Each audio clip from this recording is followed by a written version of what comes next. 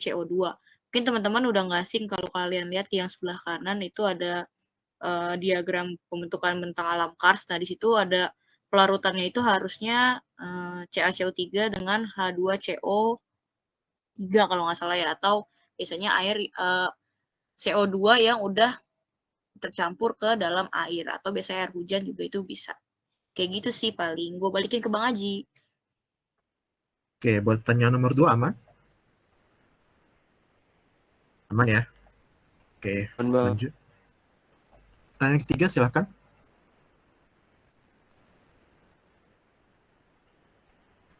Oke, salah satu gaya endogen yang menghasilkan orogenisa atau pegunungan atau apa namanya pegunungan terlipatkan diakibatkan oleh gaya konvergen.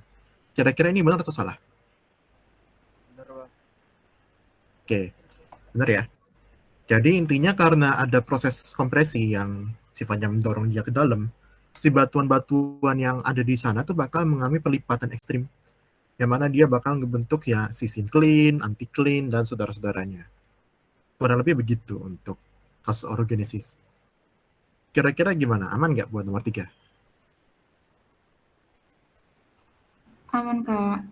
Oke, aman ya. Lanjut. Oke, bentukan morfologi akibat sesar naik, di mana pergerakan di sepanjang sesar ini telah memberikan blok, menghasilkan barisan pegunungan paralel, yang mana yang turun itu adalah si graben yang membentuk cekungan, sementara yang naik itu adalah si horst. Kira-kira statement ini benar atau enggak?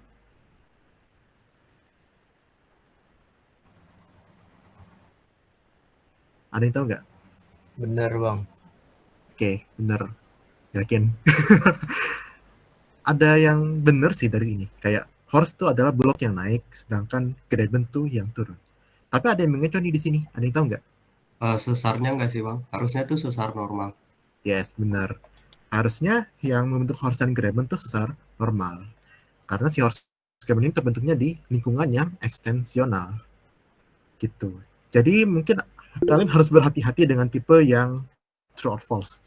Karena emang misalkan sih ini dimana ada detail yang kecil aja tapi salah dia.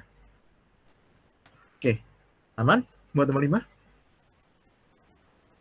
Aman, Bang. Oke, mana ya?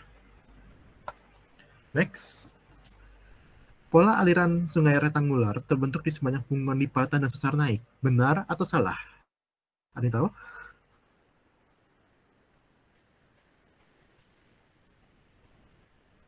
Oke, pola aliran sungai rektangular terbentuknya di punggungan lipatan dan sesar naik. Benar gak nih?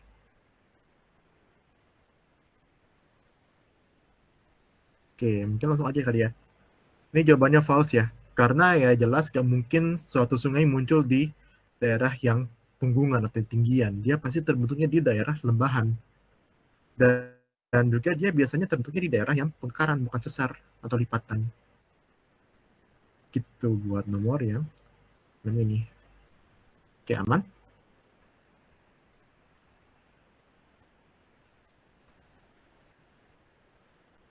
Oke, gua anggap aman kali ya. Oke.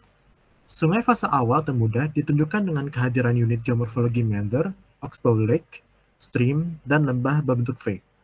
Benar atau salah nih? Salah, Bang. Kenapa salah? Karena meandering itu di fase pertengahan, Bang. Apa sih namanya? Yang bawah-bawah pokoknya lah ya. Bener sih, bener-bener. Jadi ciri khas yang benar di sini paling cuma sih bentuk lembah V, yang mana ya itu ciri khas dari daerah hulu atau yang muda. Tapi yang kayak meander, oxbow lake, dan segala macamnya ini itu cuma terbentuk di yang udah mature. Jadi meskipun ada yang benar, tetap ini salah karena ada yang apa ya, yang salah lah bisa dibilang dari sistem ini. Oke. Itu buat yang nomor 7. Oke, silakan. Oke, buat yang nomor 8 nih. Ciri khas dari pola pengaliran sungai pada bentang alam Kars punya kontur yang tertutup karena proses pelarutan di bentang alam. Terus pola pengalirannya itu multibasinal, bener apa salah tuh? Bener, Bang. Ya, bener. Di next kaji. Ya, jadi tuh di bentang alam Kars itu kan proses yang terjadi itu dia ngelarutin si batu nigamin atau evaporit kan, makanya nanti ketika ngelarut itu dia ngebentuk entah depresi, lama-kelamaan juga ngebentuk suatu punukan atau kontur yang positif, makanya dia nanti konturnya bakalan terisolasi kayak gitu. Terus juga contohnya kayak dari Dolin kalau konturnya negatif, kalau yang kontur positif tuh kayak kerucut kars dan masih banyak contoh lain kan. Dan nanti kan kalau di daerah depresi itu kan aliran air kan bakal ngumpul di situ kan. Makanya nanti kalau lu lihat di gambar di sini nih ada aliran air tuh yang udah ngumpul di satu tempat karena dia daerah depresi. Lu lihat dari konturnya aja kan deepingnya ngarah ke dalam. Jadi makanya dia banyak multibasinal itu karena dari proses pelarutan itu tadi, dan sebenarnya kan karena ini nanti air yang ngelarutin si gampingnya itu sendiri, lama-kelamaan juga alirannya bakalan hilang tiba-tiba karena dia udah melarutkan si gampingan itu sendiri. Itu sih, gue balikin ke KJ lagi. Oke, aman ya buat nomor 8. Ini kan masih baru-baru aja ya ini bentang alam Kars. Oke. Ini nomor 9 kita nggak nemu, jadi langsung ke 10 aja. Secara umum, gerakan massa pelapukan dan erosi merupakan tindakan internal yang berperan dalam pembentukan transportasi dan pengendapan sedimen. Benar atau salah nih? Salah. Salah bang. Salah ya. Oke, silahkan. Oke, jadi mungkin aku mau bantu sedikit buat ngejelasin di sini. Benar banget yang tadi udah pada bilang kalau misalkan salah. Dan karena seperti yang kita tahu, kalau misalkan ada 3 faktor kalau di pembentukan geomorfologi, yaitu eksogen, endogen, dan ekstraterestrial, dan udah jelas banget kalau gerakan massa, pelapukan, dan erosi itu hal yang terjadi di luar bumi. Jadi harusnya masuk ke tenaga eksternal. Oke, mungkin aku balikin lagi ke Bang Aji. Oke. Lanjut ya kalau gitu. Oke, silakan. Oke, selanjutnya di pertanyaan 11 nih, dibutuhkan medium air dan besar tekanan tertentu untuk membuat sifat lava bantal yang blocky dan tajam. Nah, kira-kira menurut teman-teman ini tuh true or false? False. Oh, oke, benar. Kenapa tuh kira-kira false? Karena lava bantal dia nggak tajam-tajam. Oke, benar banget. Mungkin buat next. Nah, benar banget tadi. Kalau misalkan sebenarnya sifatnya pilau lava ini atau lava bantal itu tuh bulat dan halus. Nah, dia tuh bisa terbentuk kayak gitu karena viskositas pada magma yang kental dan panas. Nah, terus bentuk pilau lava yang membuat ini tuh diakibatkan dari surface tension yang terjadi pada masa keterbentukannya. Jadi bentuknya bisa bulat-bulat karena di dalam si lava itu tuh juga ada gas yang terkunci di dalamnya. Gitu. Mungkin dari pertanyaan ini udah jelas atau ada yang mau? Oke, ada yang itu? Itu ada yang Boleh? lain tuh? Iya, Kak, mau misalnya. izin nanya, Kak. Kan selama ini kalau dibilang pilau lava itu terbentuk karena ada yang di dalam air ya, Kak. Tapi kan kalau dari gambar ini kelihatan dia kayak ada di permukaan. Nah, itu kenapa bisa, Kak? Kasih, Kak. Oke, thank you Selin pertanyaannya. Jadi sebenarnya yang kenapa sih ini bisa terlihat di permukaan daratan ya? Mungkin kan apa ya? Jangka waktu di geologi itu kan panjang banget. Terus kita juga tahu kan kalau misalkan kayak contoh-contoh sesimpelnya tadi kita kan dengar Oxbow Lake gitu kan. Yang mana Oxbow Lake itu kan juga apa ya? Ada beberapa pola aliran yang akhirnya dia nggak dialurin sama air. Nah itu tuh juga bisa terjadi sama si pilau lava ini. Jadi si permukaan yang tadinya ada air itu tuh bisa aja surut dan terbentuk daratan. Mungkin dari Kak Aji ada yang mau ditambahin? Bener banget ya, bener banget. Jadi kurang lebih kalau kalian nemu ada pilau lava kayak begitu, berarti daerah yang kalian pijakin dulu, yang di sini, itu dulunya adalah suatu lautan. Jadi itu apa ya, kurang lebih udah menggambarkan kondisi masa lampau dari daerah ini. Kurang lebih begitu. Gimana? Yes. Mungkin Salim? Ya. Oke, makasih, Kak. Aman. Oke, ada lagi? Nggak ada? Oke, lanjut ya kalau gitu. Oke, mekanisme suspensi adalah salah satu cara transportasi partikel sedimen dengan ukuran kerikil atau granul pada sungai fase tua. Benar atau salah?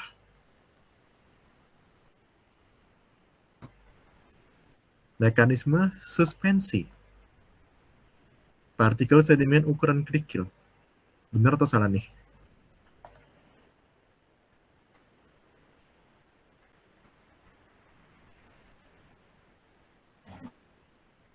Salah nggak sih Bang? Kalau suspensi itu yang partikelnya ukurannya itu yang kayak sealed clay gitu.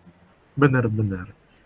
Jadi istilah kayak dissolved and suspended load itu cuma buat yang ukurannya kecil. Sedangkan yang si gravel DKK tuh ya pasti dia di bawah doang nggak sih? Muter-muter. Mungkin asisten lain ada yang mau nambahin soal penjelasan ini? Oke, mungkin gue coba masuk kali ya kayak. Ya, jadi kan kalau dari materi fluvial itu kan intinya kalau buat transportasi sedimen dari aliran air itu kan ada 3 jenis ya, ada yang di bed load, suspend, sama dissolve. Jadi kalau bed load itu ibarat kata kan batuan ini kan awal kan ukurannya gede kan dari punggungan atau dari daerah tinggian kan.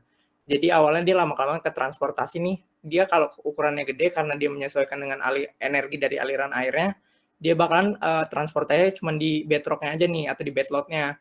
Makanya tadi saltasi, traction atau cuma sliding gitu-gitu. Nanti kan lama-kelamaan ketika dia ngikutin aliran sungai makin ke fase tua, lama-lama kan butirannya kan ke erosi tuh dari yang tadinya gravel lama-lama jadi sand. Nah, nanti ketika dia udah memasuki ukuran yang paling kecil atau masuk ke silt atau clay lana atau lempung, dia bakal melayang karena ukurannya udah lebih kecil.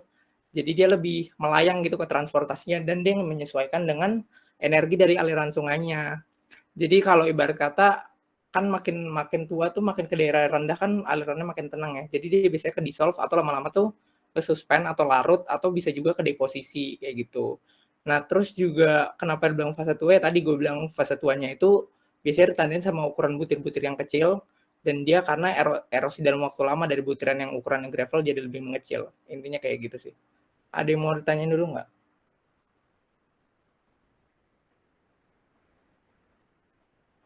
Aman lah ya. Gue Oke, balikin dulu kalau ke aman, aja.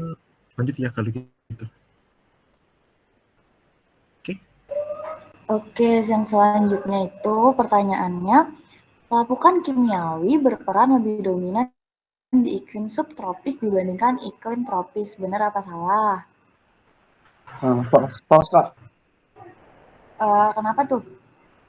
Karena kalau di tropis tuh lebih apa ya? Lebih dominan. Apa sih kalau alasannya tuh? Aku inget di geomorfologi Kak, kalau yang di Cina tuh bentang alamnya lebih ekstrim ininya Kak. Oke, boleh di next Kak Haji. Benar ya, jawabannya tuh false. Justru kebalik ya teman-teman, kalau yang di subtropis dia tuh malah lebih nggak dominan pelapukan kimiawinya, justru yang paling banyak itu yang di tropis. Nah, kalau di subtropis itu dia proses pelarutannya itu lambat dan di bawah tanah membuat batuan lemah, sehingga terjadi kolaps yang membentuk fitur depresif. Jadi kalau di subtropis biasanya dia kayak depresif-depresif gitu. Terus kalau yang di tropis kebalikannya, itu dia intens. Jadinya fitur-fitur yang tersisa itu yang kayak tinggian-tinggian itu atau yang positif konturnya. Ada yang mau ditanya nggak? Paling buat tambahan, jadi kalau misalkan subtropis ini kenapa bisa jadi depresi itu gara-gara aslinya tuh apa ya? Technically ada pelarutan. Cuma karena dia pelarutannya lambat dan emang apa namanya dia gak bisa membentuk fiturnya secara umum, jadinya yang bertindak di sini adalah si yang fisik mekanik gitu. Jadi ya kayak ambruk-ambrukan dan semacamnya.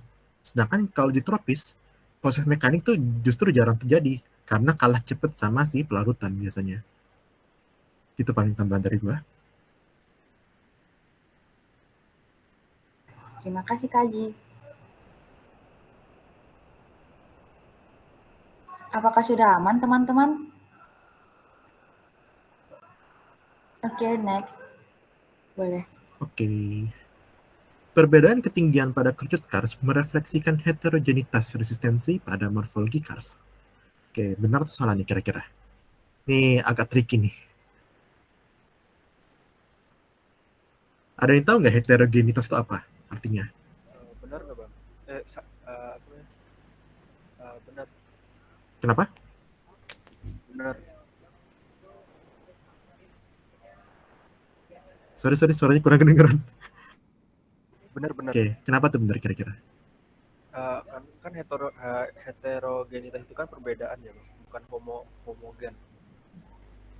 Jadi pada corroded cars, kenapa perbedaan ketinggian? Karena perbedaan resistensinya.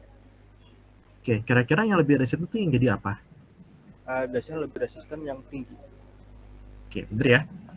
Jadi kurang lebih keresistenan suatu batuan itu sangat menggambarkan morfologi kars. Yang mana yang lebih resisten itu bakal jadi yang daerah kerucut kars. Sedangkan yang lebih lemah, yang mana biasanya dia lebih lebih lemahnya itu gara-gara ada kekar, itu bakal menjadi rendahan di daerah morfologi kars. Konsepnya simple, cuma mungkin agak tricky karena kayak heterogenitas resistensi, apa itu? Oke. Untuk yang nomor 15 ini ada pertanyaan nggak?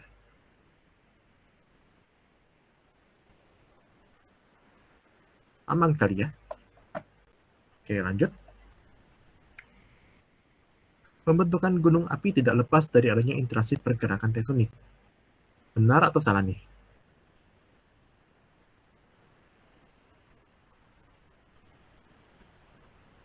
Benar, Bang. Oke, benar ya. Kalau benar, emang pembentukan gunung api itu di mana aja kalau di secara tektonik? Di daerah subduksi. Subduksi, oke.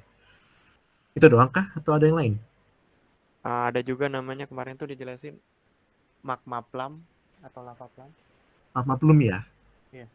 Oke, selain itu ada lagi nggak? Itu aja yang gue tahu, Bang. Oke, sebenarnya ada satu lagi by the way. DMOR nggak, Bang? MOR bener. Nah, itu bagian dari si batu snapping yang divergen, yang nyebar keluar gitu. Kalau di MOR dia bakal jadi gunung api bawah laut. Sedangkan kalau misalkan di daratan, dia bakal ngebentuk si continental rift kayak mungkin di Afrika sekarang. Jadi kurang lebih yes, bener. Jadi gunung api itu bakal terbentuknya gara-gara ada pergerakan tektonik secara umumnya. Gitu kurang lebih. Aman buat nomor 17? Kak, ingin bertanya, Kak. Aman. Ya, silakan. Untuk yang seafloor volcanism sama continental volcanism itu apakah bisa disebut sebagai gunung api atau tidak, Kak? Karena kan yang saya tahu volcanism itu kayak aktivitas gitu, Kak. Tapi dia wujudnya tuh kayak nggak seperti gunung vulkan pada umumnya. Ini mungkin sangat bergantung ke definisi kita soal gunung api sih ya.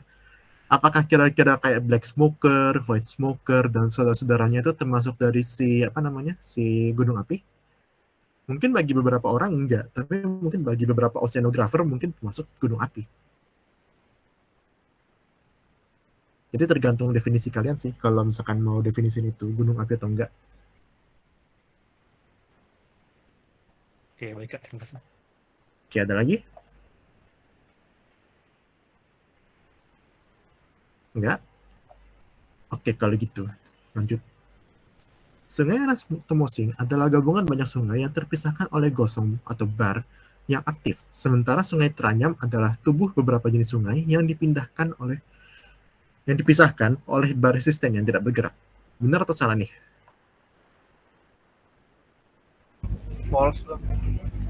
Kalau yang benar apa harusnya? Harusnya kebalik. Rasmussen itu adalah tubuh beberapa jenis sungai yang dipisahkan oleh bar yang resisten dan tidak bergerak. Sedangkan untuk yang braided atau Tranyam ini adalah gabungan banyak sungai yang terpisahkan oleh gosongan bar yang aktif. Oke, benar ya. Jadi jawabannya dari pertanyaan ini salah. Braided itu yang tadi gerak-gerak ya, si barnya. Sedangkan Anastomosis dia karena mayoritasnya lempung yang punya kohesi kuat, dia bakal ngebentuk kayak pulau-pulau yang stabil gitu, gak gerak-gerak. Dan biasanya dia lebih hijau karena itu, karena nggak gerak-gerak lagi si barnya. Oke, ada pertanyaan nggak buat nomor 19?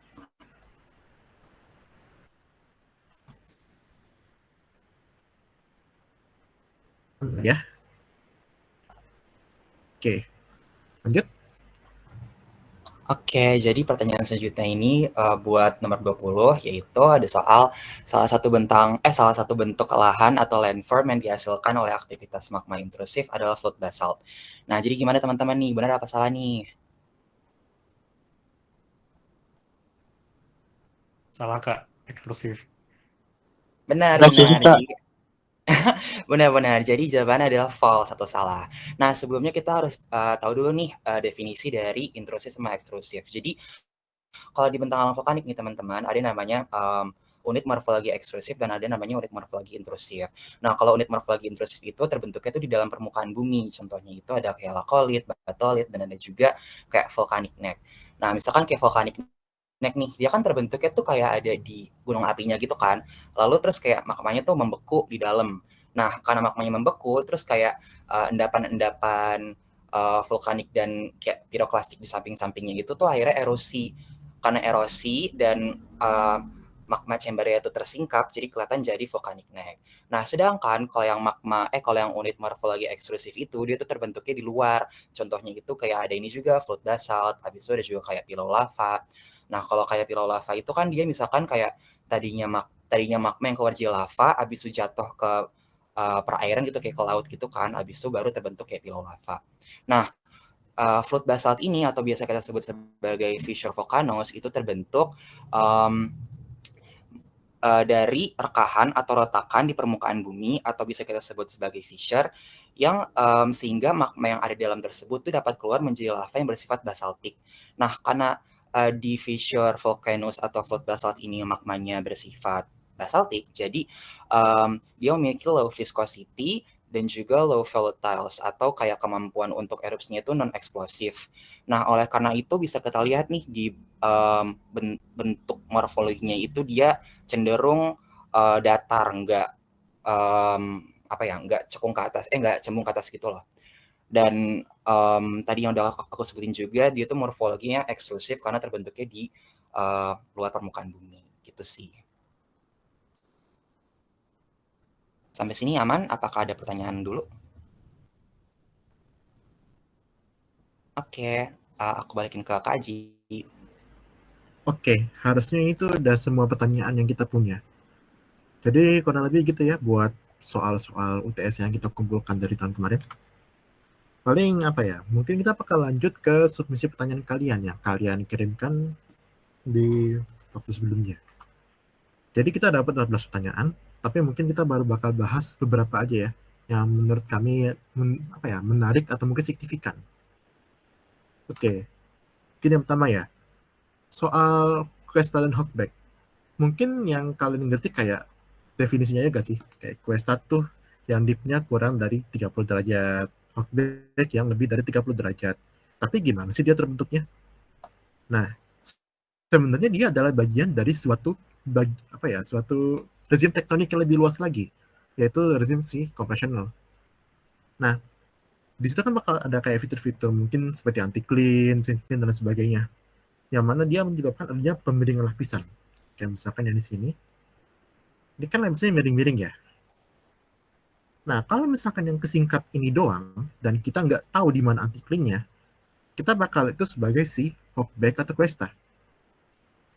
Jadi kurang lebih itu asal-usul dari istilah Hawkback dan Questa. Bisa dibilang ini adalah bagian dari suatu pelipatan yang lebih besar lagi. Buat yang ini ada pertanyaan nggak? Mungkin dari yang request pertanyaan ini kali ya. Aman nggak nih?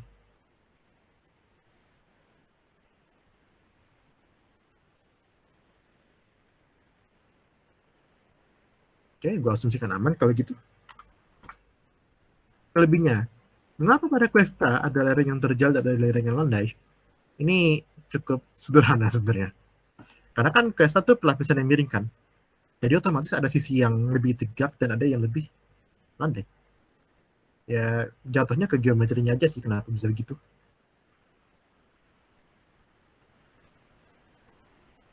Oke, lanjut.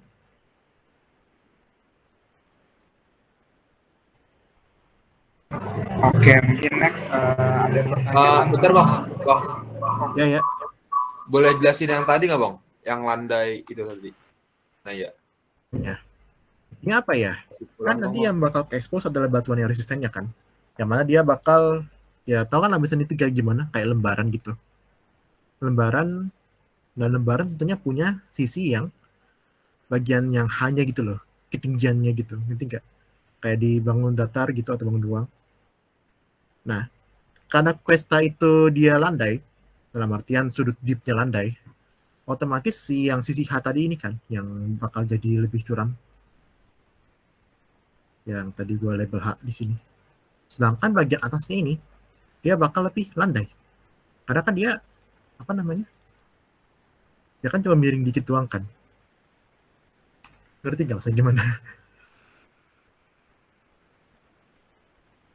Bang, izin namain Bang. Jadi ini kalau yang landai ini dia bagian ini Bang, yang apa? Searah sama perlapisan gitu. Terus yang Yes. curam ini yang tererosi.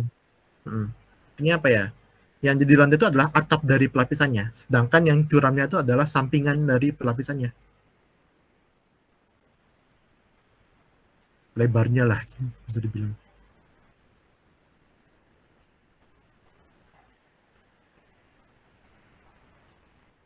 Gitu sih paling.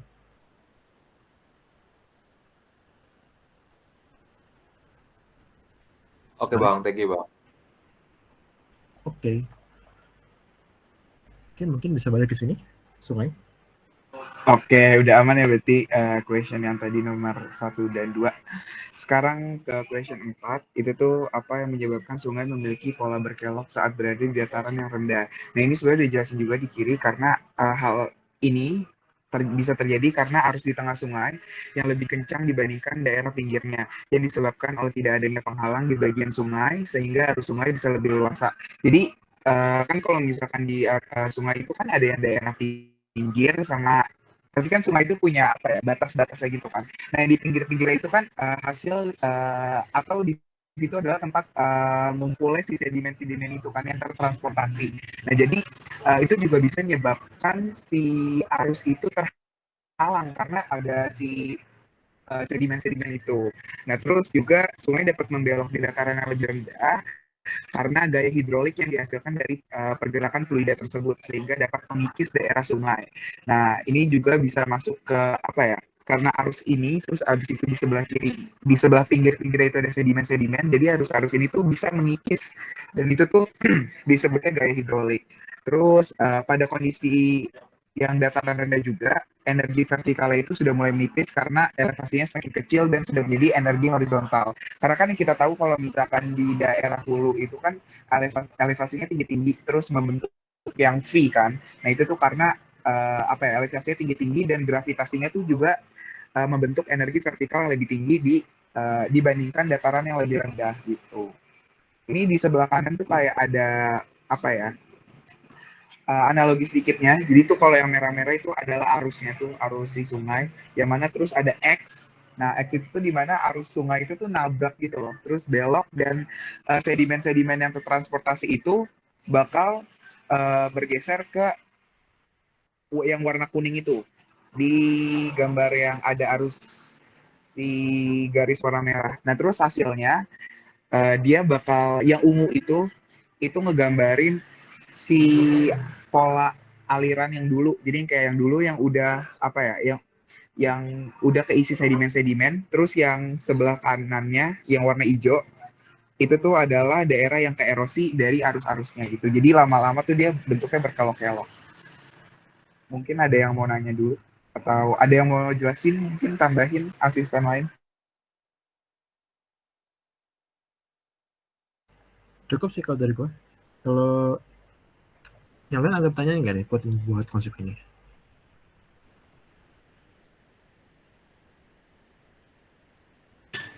Oke, kayaknya aman sih ya Kak Haji. Boleh di next aja. Oke. Selanjutnya, apa perbedaan dari erosi dan abrasi, regolith dan sedimen, serta batu dan pluton?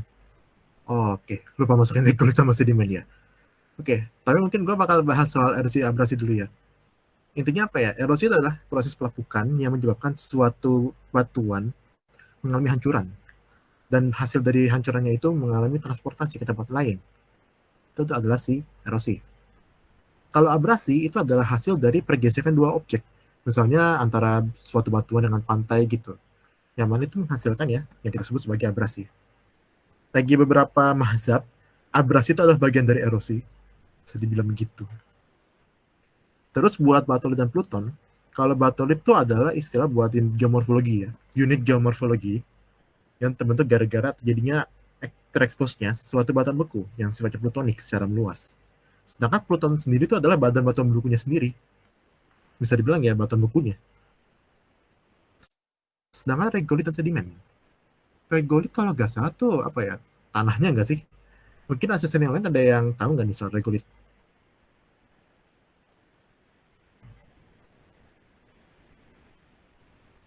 Gue jujur lupa sih, Kak. Tapi seingat Sama. gue juga kayak gitu sih. Ya, yang aku ingat tuh regolith tuh tanah gitu, semacam tanah. Sedangkan sedimen itu ya hasil kikisan batuannya masih ya kayak pasir dan semacam-macamnya. Seingat gue gitu. Cuma mungkin kalian coba bisa cross check ya soal regolith dan sedimen itu apa. Soalnya jujur gue lupa masukin juga di sini buat riset ulang. Oke, gimana? Mungkin yang dari erosi abrasi sama batu Pluton ada pertanyaan nggak?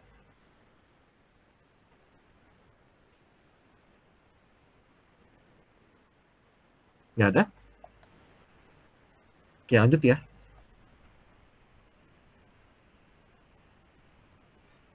Gue coba masuk kali ya, Kak ya. Jadi buat yang selanjutnya nih kan ada yang nanya nih, offset itu apa? Jadi ini mungkin offset itu sering kalian dengar di mekanisme sesar ya. Jadi kan sesar itu kan pergeseran vertikal dari blok batuan kan, karena dia brittle kan sifatnya. Ini lu bisa lihat nih ada salah di gambar di sini. Jadi secara pengertian tuh offset itu intinya garis yang nandain displacement atau perpindahan dari blok batuan itu karena sesar tadi, karena proses kompresional. Jadi kalau lihat di foto di sini, ini kan ada singkapan nih, kalau lihat kan ada perlapisannya tuh. Nah, dari perlapisan ini juga sebenarnya kalau di singkapan ngebantu lu buat mengidentifikasi ada offsetnya biar kelihatan gitu. Karena kan kalau lu lihat ini batuan yang warna putihnya nih kalau lihat di foto singkapannya itu kegeser kan, harusnya di bagian paling bawah kan. Tapi di sebelah kanan di sebelah kanan kan bagian paling bawah, tapi malah sebelah kirinya tuh agak naik dikit. Jadi kayak ada pergeseran gitu nandain dari perlapisannya. Jadi intinya sih offset ini tuh batas garisnya pergeseran hanging wall sama footwall yang naik atau turun gitu sih intinya. Kayak gitu, dan perlapisan di sini bisa ngebantu banget buat lo ngidentifikasi offsetnya di mana kalau di singkapan. Gitu. Ada yang mau tanya dulu? Kayaknya aman lah ya ini. Oke, kalau aman lanjut ya. Oke, kalau buat yang selanjutnya nih, sekarang nanyain kan perihal uplift ya. Uplift tuh intinya dia kayak ada blok batuan yang naik gitu loh. Jadi ibarat kata ini tuh nanti lu bakal belajar tentang isostasi atau penyesuaian gravitasi dari di bawah kerak bumi gitu loh. Jadi ibarat kata kan tektonik itu kan dinamis ya, bergerak terus ada aktivitasnya ya. Jadi ketika entah ada yang ke kompresi atau tensional, jadi ibarat kata misalnya kalau ke kompresi kan otomatis supaya dia bisa menyeimbangkan dengan posisi semulanya, berarti harus ada blok batuan yang naik kan, karena dia ke kompres. Kalau tensional, misalnya kan dia ketarik gitu kan, dan di sisi lain walaupun dia nggak ke kompresi, pasti di blok batuan di sisi lainnya karena dia ada yang ke tensional, pasti bakal ada konvergensi juga kan atau kompresional. Jadi makanya pasti ada blok batuan yang bakal naik entah itu dari tensional atau kompresional. Jadi intinya dia berusaha kerak batuan di dalam bumi ini berusaha menyeimbangkan dengan posisi semulanya sih, karena entah ada kompresi atau tensional. Makanya jadi ada blok batuan yang naik. Intinya kayak gitu sih. Gitu. Ada yang mau tanya dulu?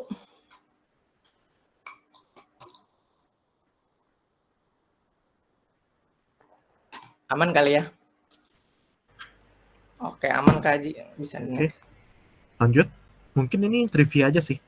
Berikan satu contoh bentang alam yang dipengaruhi oleh benda luar angkasa. Intinya apa ya? Pernah dengar kawah meteor? Ya, itu salah satu contoh dari suatu bentang alam struktural. Jadi biasanya kalau terjadi suatu suatu tabrakan dengan meteor, itu kan dia bakal bentuk suatu lubang kan di daerah itu. Nah, ini mungkin balik ke konsep isostasinya yang tadi dijelasin sama Tian. Jadi karena ini masa di atasnya itu hilang, bumi bakal mencoba menyeimbangkan dengan mengangkat daerah itu karena ini lebih ringan kan. Nah, itu bakal membentuk suatu dome. Ini contohnya adalah Frederick Dome sama Upheaval Dome. Di beberapa kasus malah ada yang jadi basin. Biasanya itu yang ininya keisi, lubangnya keisi sama sedimen. Jadi ada nurun.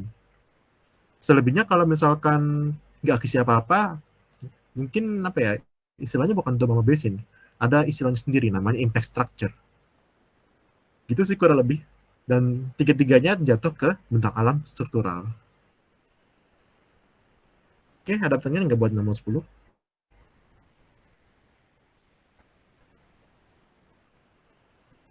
Nggak ada? Oke, lanjut. Oh, apa nih? Ada yang alasan ya? Atau apa? Kayaknya kepencet deh, Kak. Kepencet kali ya. Oke, lanjut ya. Apakah semua gunung pada Ananta Farel. Oke, silakan. Ini Bang, mau nanya. Kan Ya. itu kan tadi apa namanya? Gara-gara meteor tuh ya Bang ya. Misalnya Yes. meteor jatuh nih. Der gitu kan. Terus jadi kayak bolong itu kan Bang. Kenapa dia malah ngangkat? Gravitasinya malah mencoba untuk ngangkat. Kan meteor itu kan kayak berat gitu Bang. Atau gimana ya jelasinnya ya? Justru karena Iya, yang maksudnya cara kerja isosasi itu gimana tuh Bang? Oke. Intinya ada dua gaya utama yang sebenarnya berlaku di sini. Ada tekanan dari dalam bumi, biasa dari mantel, sama berat dari badan di atasnya. Ini kalau normal ya. Kayak yang di samping sini. Nah, anggaplah si meteornya tuh ngebikin bagian atas tuh berkurang masanya gara-gara tabrakan. Jadi gaya yang di atas tuh lebih lemah sekarang. Jadi yang menang yang gaya yang di bawah kan. Nah, itu yang ngebikin dia terangkat ke atas. Gitu. Oh, oke Bang. Makasih ya Bang. Oke, menarik sih pertanyaannya. Very good. Gue suka. Oke, ada lagi?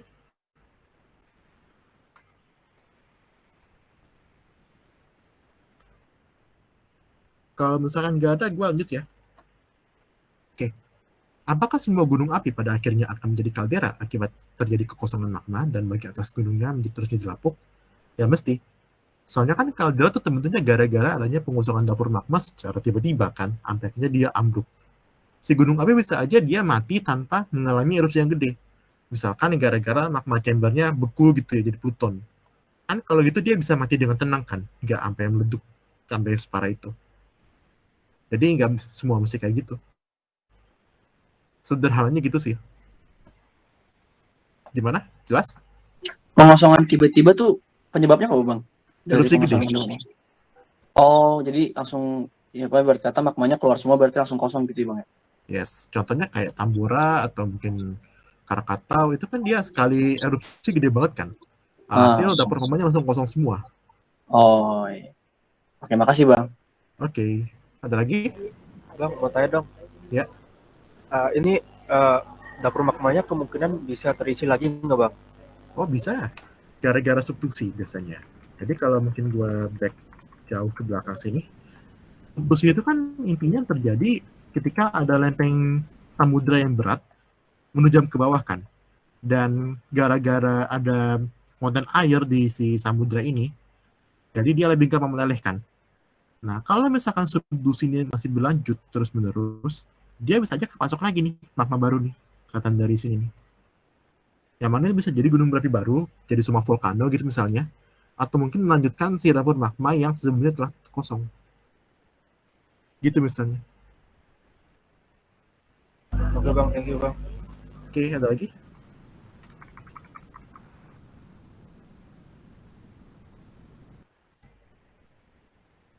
Gak ada? Udah sih, itu kayaknya yang kita jawab skill ini. Kalian sendiri ada pertanyaan yang pengen kalian tanyain di sini nggak, kira-kira?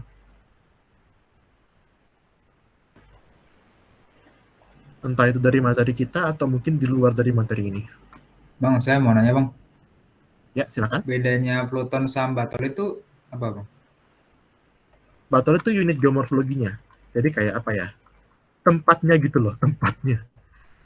Kan Pluton itu adalah penyusunnya. Anggaplah apa ya, Bator itu adalah rumahnya, sedangkan Pluton itu adalah batu bata yang bikin rumah tersebut.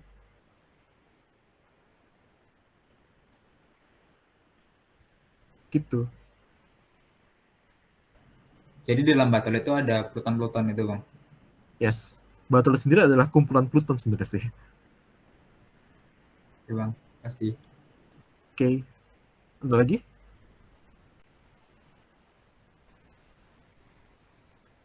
Kak, maaf aku mau tanya, boleh ke slide yang tadi ada sinistral sama dextralnya nggak, Kak? Offset ya? Oke. Nah, aku masih bingung itu kita cara ngelihatnya tuh gimana cara bedain kedua, dextral sama sinistral itu. Oke, sebelumnya gue yakin lu pernah ke jalan raya kan? Kalau jalan raya tuh, bentar, kayak gini kan ya jalan raya. Misalkan gini ya. Kita tuh jalan ke depan itu lewat mana? Yang kanan atau kiri? Kiri. Kiri kan ya? Oke. Kalau misalkan kayak begini, ini namanya adalah sesar dekstral. Kenapa? Karena yang arahnya ke arah kita, misalkan pengamatnya itu kita ya di sini ya. Berarti yang arah ke arah kita tuh adalah yang sebelah kanan kan. Kalau dekstral itu kalau sinistar kebalikannya. Yang mengarah ke kita adalah si yang sebelah kiri. Kak Ji, kayaknya pointer lu nggak kelihatan di layar deh, Kak. Oh, sial. Oke. Oke, bentar ya.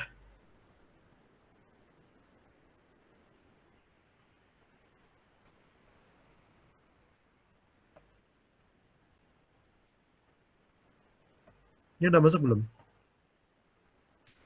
Udah kelihatan nggak? Oke, analogi jalan raya ya.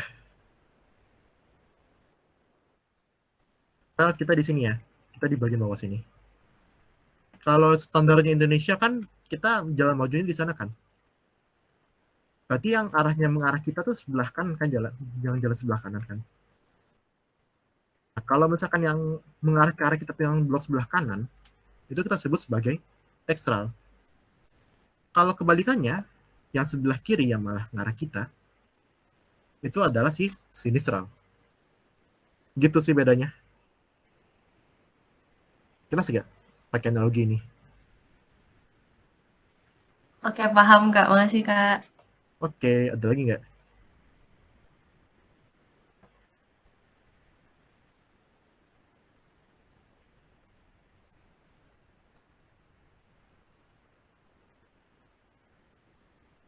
Nanya dong. Ya. Buat yang offset tadi itu ada nggak kemungkinan kalau dia terjadi offsetnya tuh pas udah di atas permukaan Kak? Atau emang semuanya di bawah permukaan terus dia ngalamin uplifting jadi tereksposnya kayak yang tadi digambar Kak? Sampai ke permukaan ya? Bisa sih. Ini suara gue masuk gak by the way? Masuk Kak. Kalian ingin nggak gempa Turki kemarin? Turki earthquake. Kalau nggak salah ada yang ngefoto offsetnya di dalam rel gitu. Kayak gini, nah bagus ini offset. Oke, ini kan jalan raya ya. Kelihatan nggak nih yang gue lihat sekarang? Kelihatan nggak kelihatan? Oke, notice nggak jalannya ada yang aneh? Kayak seakan-akan jalan ini tiba-tiba putus. Jadi kayak begini. Nah, ini adalah contoh offset yang sampai ke permukaan. Gitu.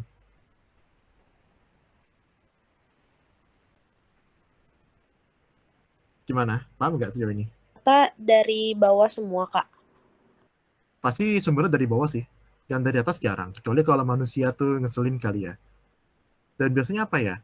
Ingat aja prinsip cross cutting. Kalau cross cutting kan berarti yang memotong bakal lebih mudah daripada yang memotong kan. Jadi kalau misalkan kita mau ada sesuatu yang sampai ke permukaan, prosesnya tuh harus jadi sekarang. Gitu paling. Oke, siap Kak. Makasih Kak. Oke, paling buat bonus, mungkin gue mau nanya soal offset ya. Oke, ini kan jalannya kan kayak begini kan. Berarti ada suatu bidang sesar di sini yang menyebabkan pergeseran seperti ini. Kak, nggak kelihatan nggak, sumpah. Astagfirullahaladzim, meselin banget ya Allah. Aduh, dari kita tadi.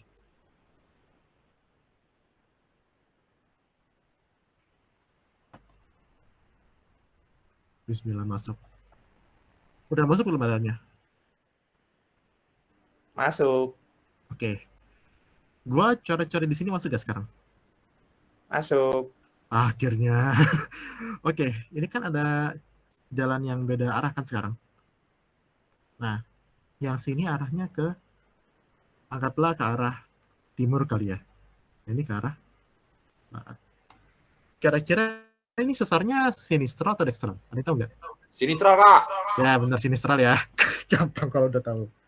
Kenapa sinistral tuh?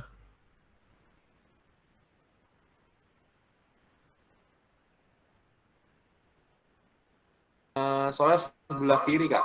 Sebelah kiri kan yang arahnya. Kalau misalkan gua puter ya. Gua puter.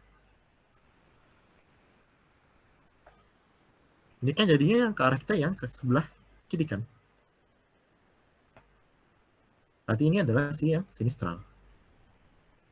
Begitu deh kira-kira. Oke. Gua anggap ya masalah offset udah paham ya. Ada lagi pertanyaan soal ini? Soal materi kita?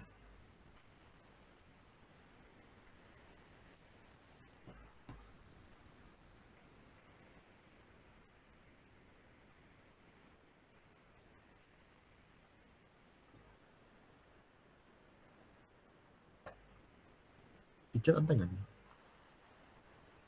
Nggak ada ya? Oke. Beneran nggak ada nih yang mau nanya lagi?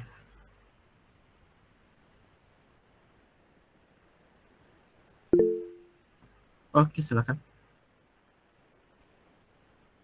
Bang, teman gua mau nanya bang. Jadi kalau lempeng samudra nubruk lempeng samudra jadi apa bang? Jadi gunung katanya bang. Subduksi Subduksi juga. kan bang? Ya. Nggak ada yang lain bang. Oceanic. Ini dia nanyain bang, bisa di gunung nggak bang? Gunung ya, gunung berapi. Paling Di tengah laut bang. Gunung berapi ya di tengah laut. Kayak apa ya? Gua buka Google deh. Ini ngomong aja. Buset dah, ini satu akun berdua gitu. Ya bertiga bang. Astagfirullahaladzim. Gila. Nggak sampai gunung juga sih, kayak ya sih ada bakal barisan pegunungan kayak gini nih. Island Arc itu bakal ada. Cuma paling ya dikit-dikit doang gunung berapinya. Kayak mana nih daerah Filipina sih. Oh ini. Nih lihat gak nih ada subduksi gede banget di sini nih. Antara laut sama laut loh nih. Iya lihat bang. Nah, hasilnya bakal muncul pulau-pulau yang punya gunung berapi biasanya. Kayak begini. Gitu. Kurang exciting hasilnya.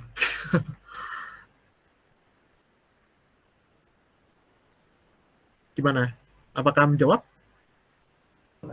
Iya bang, makasih banyak bang. Oke, ada lagi nggak nih yang mau nanya? Oke, silakan. Kak, yang offset itu berarti disebabin karena transform fault ya? Jam transform fault. Intinya kalau ada pergeseran gara-gara sesar, misalkan kayak di gambar tadi tuh sesar normal kan ya ini. Ini offset juga. Tapi yang kita lihat di geomorph yang dari atas pakai Google Earth gitu biasanya yang sesar transform. Karena kan kita lihat dari atas. Kalau mau kayak gini harus dari samping. Gitu.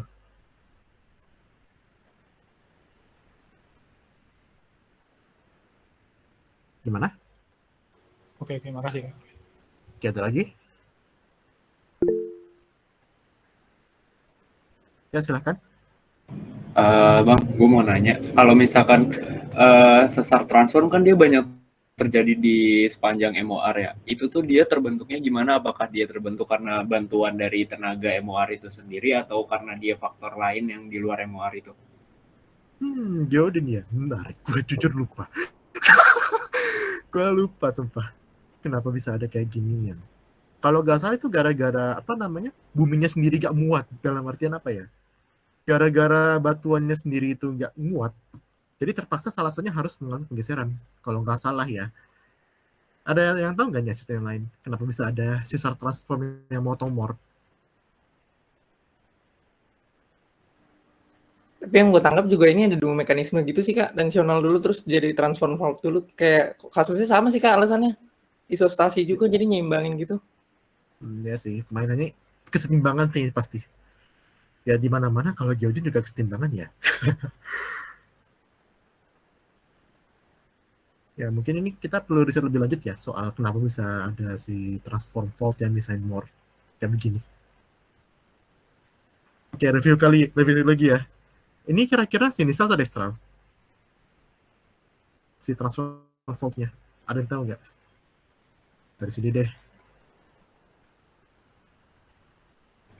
Sinistral juga nggak sih? Sinisal ya. Oh. Ya, tapi bisa berarti. Oke, ada lagi nggak?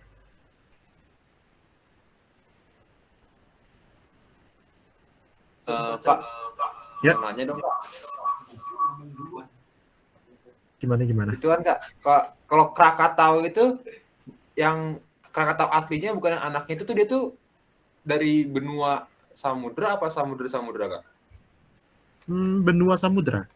Krakatau asli kan. Kalau lu notice sebenarnya kita tuh lempengnya ya kalau daerah Jawa, Banten dan Sumatera ini koalisi antara si punyanya Sundaland, mungkin ada yang tahu Sundaland ya. Ini si punyanya Eurasia sih bisa dibilang. Sama punyanya si Samudra Hindia kalau nggak salah.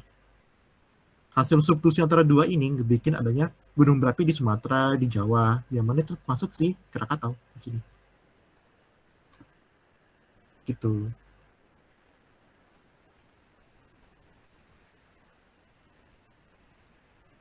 Gimana? Oke Kak, makasih Kak. Oke, ada lagi?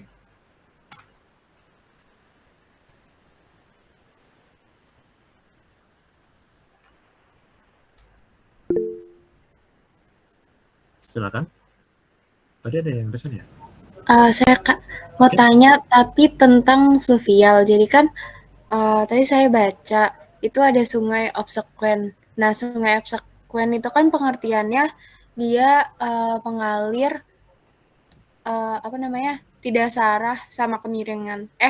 Maksudnya naik gitu. Nah, kenapa dia sungai itu bisa mengalir naik gitu atau gimana itu sungai obsequen?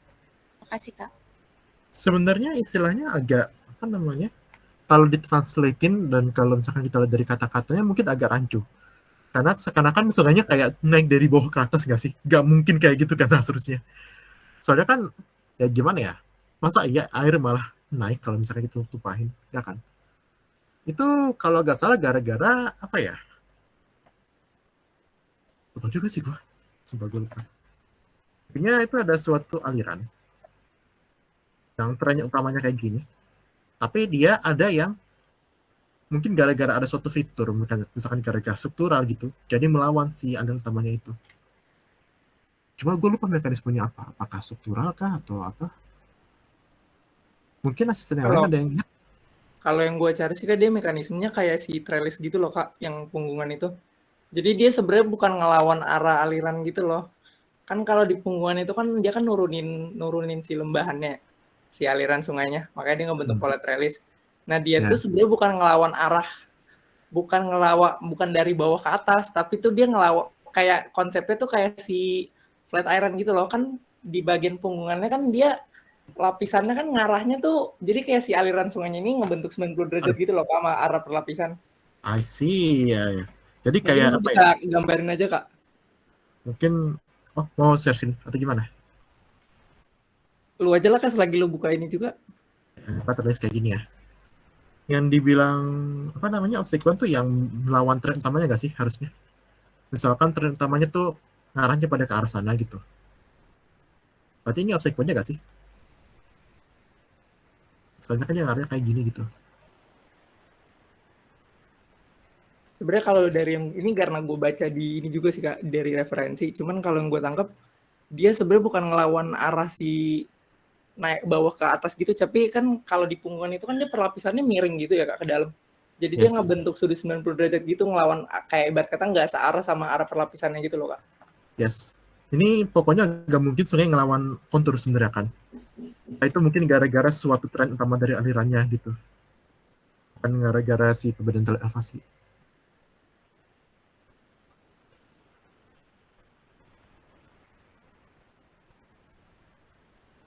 Gimana? Mungkin ini kita juga perlu riset lagi sih soal ini. Karena jujur kita juga masih kurang begitu mengerti soal obstacle ini. Oke Kak, kalau gitu. Makasih. Tapi menarik sih pertanyaannya. Oke, ada lagi?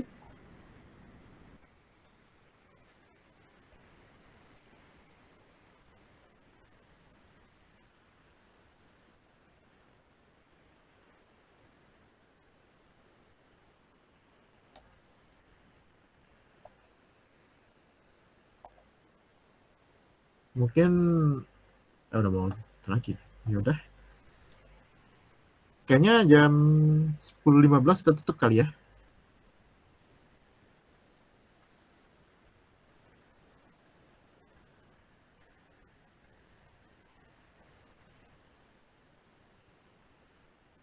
Oke. Kalau gitu gue asumsikan nggak ada pertanyaan lagi. Mungkin kalau begitu gua balikin ke Ikral kali ya. Ikralnya masih ada nggak nih? Hadir. Oke. Oke, ini udah nggak ada pertanyaan lagi ya? Kayaknya udah nggak. Oke, ya udah, karena udah malam juga, kita tutup aja. Jadi sampai di sini aja untuk asistensi geomorfologinya. Makasih buat teman-teman asisten, kakak asisten juga yang udah mau bantu angkatan 22 untuk ngejalanin UTS-nya. Ini aja sih dari Prof. Fadera udah cukup aja dari sampai sini. Cuman mau nyampein good luck UTS-nya dan sampai jumpa di asistensi berikutnya. Makasih semuanya. Makasih Sampai kakak. ketemu besok, guys. Iya. Makasih, Kak. Makasih Kak.